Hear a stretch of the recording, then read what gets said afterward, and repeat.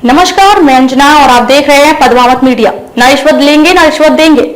आइए शुरुआत करते हैं आज की खास खबर से। अजीत पवार बोले इस्तीफा वापस लेने के लिए शरद पवार ने ही करवाए थे प्रदर्शन, पद छोड़ने की घोषणा को बताया नौटंकी। राष्ट्रवादी कांग्रेस पार्टी एनसीपी के नेता अजीत पवार ने एक के बाद एक बम फोड़ा है।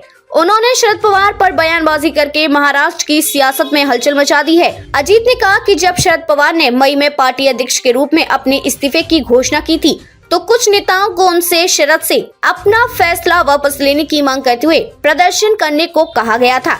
रायगढ़ जिले के करजत में पार्टी की विचार मंथन बैठक में अजीत पवार ने इस इस्तीफा प्रकरण को नौटंकी करार दिया। उन्होंने कहा कि जितेंद्र आवार को और आनंद पंजाबे एनसीपी नेताओं को शरद पवार ने बुलाया और शरद का इस्तीफा वापस लेने की मांग करते हुए प्रदर्शन आयोजित करने को कहा गया था।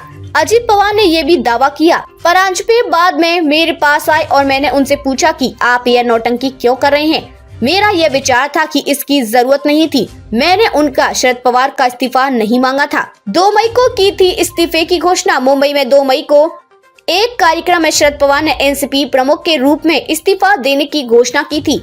अजीत पवार की घोषणा के कुछ ही दिनों बाद शरद पवार ने कहा था कि वे देश भर में पार्टी कार्यकर्ताओं और नेताओं की भावनाओं का सम्मान करते हुए अपना फैसला वापस ले रहे हैं। अजीत पवार ने नहीं बंधवाई राखी, रक्षाबंधन की पुरानी तस्वीरें देख दादा को याद कर रो पड़ी सुप्रिया सुले।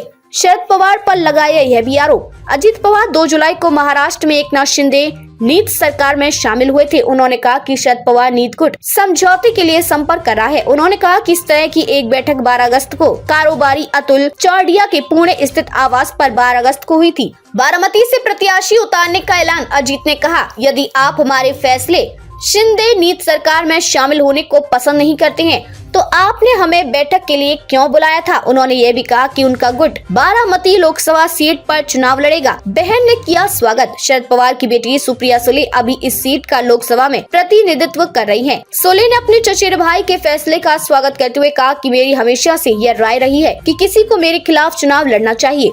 खबरों में अब तक के लिए बस इतना ही। फिर होगी आपसे मुलाकात ऐसी एक खास खबर के साथ।